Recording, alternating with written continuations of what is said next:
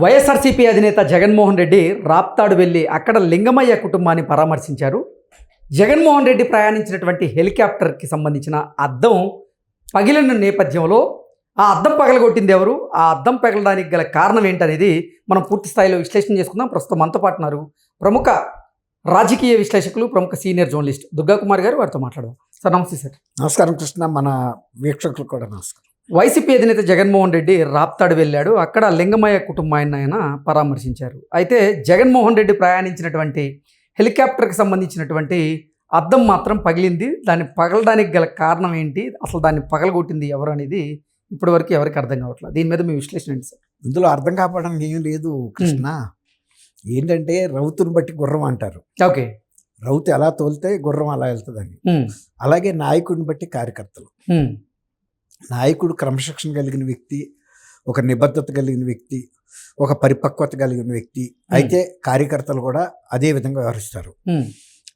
నాయకుడికే ఒక పద్ధతి లేదు, ఒక క్రమశిక్షణ లేదు, ఒక సిద్ధాంతం లేదు, ఒక నిబద్ధత లేదు, నిజాయితీ లేదు,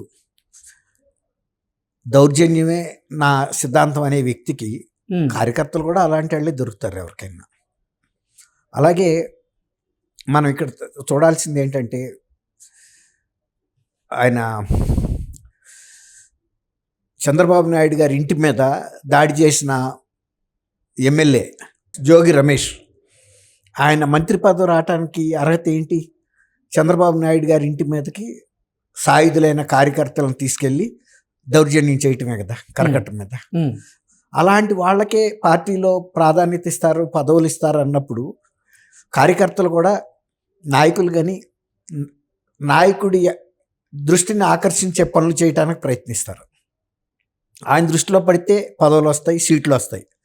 ఇప్పుడు రాప్తాడు ఒక పార్టీ కార్యకర్త చనిపోయాడు, అది ప్రతిపక్షం వాళ్ళు దాడి చేస్తే చనిపోయాడు, దాన్ని ఒక హైలైట్ చేయాలని ఈయన వెళ్ళాడు జగన్మోహన్ రెడ్డి గారు.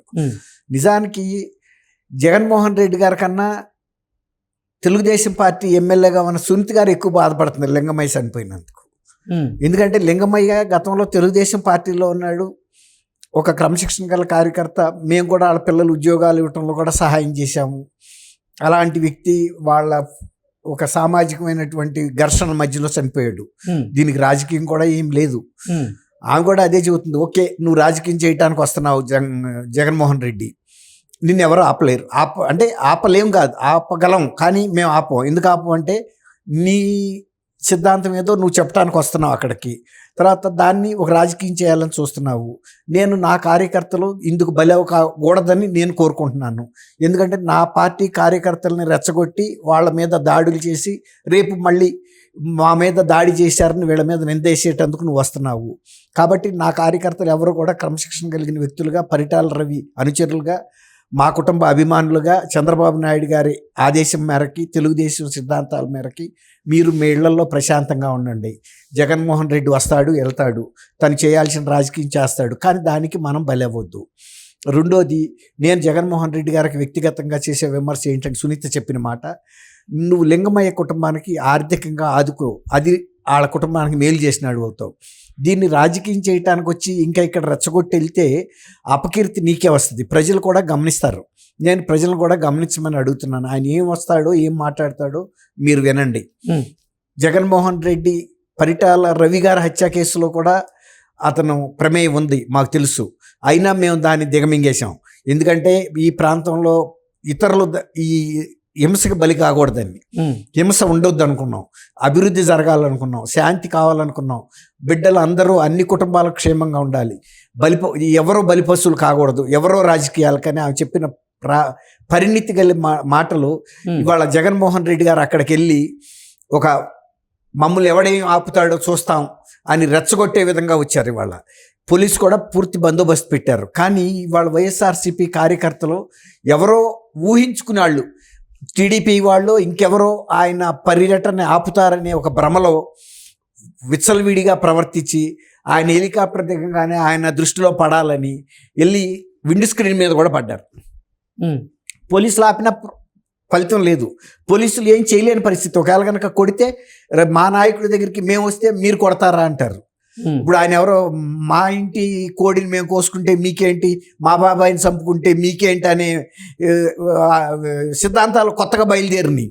అట్లాగే ఇప్పుడు మా నాయకుడి దగ్గరికి వెళ్లకుండా పోలీసులను అడ్డు పెట్టారంటారు. పోలీసులు ఫుల్ బందోబస్తు ఉన్నారు అక్కడ, లేరని కాదు. కానీ వాళ్ళు అంత దోసుకొచ్చినప్పుడు వీళ్ళు ఆపే పరిస్థితుల్లో లేరు. అతన్ని ఫైర్ చేస్తే ఎన్కౌంటర్ చేశారంటారు. మళ్ళీ ఇంకొక పక్క ఏం చెబుతున్నారు, మమ్మల్ని ఎవడ ఆపుతాడని ఛాలెంజ్ చేసిన వ్యక్తులు అక్కడ పోలీసు బందోబస్తు సరిగ్గా చేయలేదంటున్నారు. ఈ సంఘటన ఎలాంటి గుర్తొస్తుందంటే, నిన్న జరిగిన సంఘటన నాగార్జున సాగర్లో ఆ దశరథ్ అనే వ్యక్తిని వాళ్ళ సొంత అల్లుడు వాళ్ళ కుటుంబ తగాదాలు, భూ తగాదాలలో వాళ్ళు ఘర్షణ పడి ఆ పల్నాడు జిల్లా నుంచి అతను నల్గొండ జిల్లాలో ఉన్న హిల్ కాలనీకి వచ్చాడు. నాగార్జున సాగర్ హిల్ కాలనీలో తలదాచుకున్నాడు.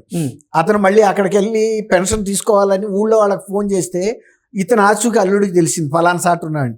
అతను వచ్చి ఇక్కడ కిడ్నాప్ చేస్తే సాక్షి పేపర్ ఈ కథనాన్ని ప్రచురించింది.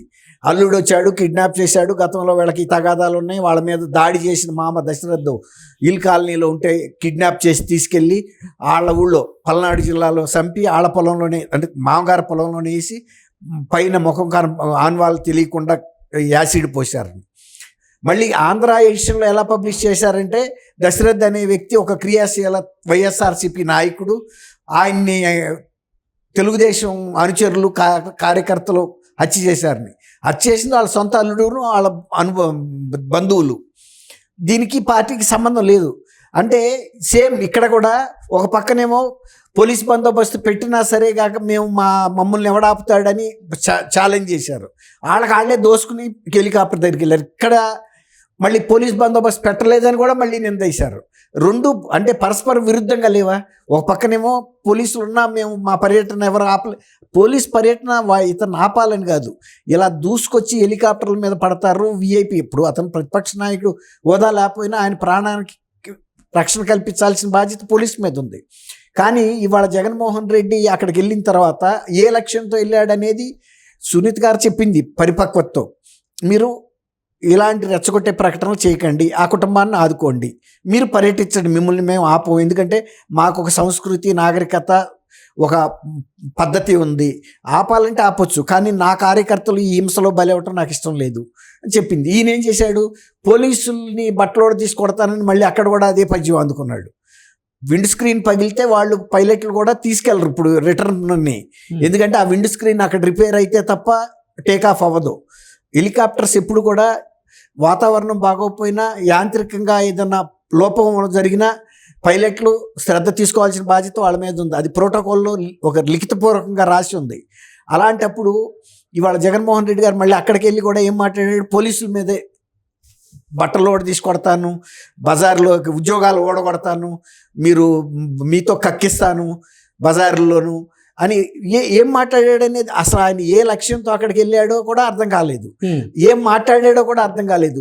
ఆల్రెడీ ఇప్పటికే పోలీస్ అధికారుల సంఘం ఆయనకి హెచ్చరిక చేసింది, నువ్వు పోలీసుల మనోధైర్యాన్ని దెబ్బ కొడితే నీ మీద మేము చట్టపరమైన చర్యలు తీసుకుంటామని. ఇప్పుడు వాళ్ళు రంగంలోకి దిగాలి, ఎందుకంటే పోలీసులు ఆయనకు అవసరం లేదు. ఆయనకి దుర్భేద్యమైనటువంటి తాడేపల్లి ప్యాలెస్ ఉంది, యలహంక ప్యాలెస్లు ఉన్నాయి, కానీ సామాన్య మానవుడు రక్షణకి పోలీసుల సేవలు అవసరం. పోలీసుల్ని నువ్వు మనోధైర్యాన్ని దెబ్బ కొడితే నువ్వు వీళ్ళని పెట్టుకుంటాడు, వాళ్ళని ఎవరినండి, వాళ్ళు బౌన్సర్లని, నీకు ఆర్థిక శక్తి ఉంది, ఎంతమంది అయినా పెట్టగలవు.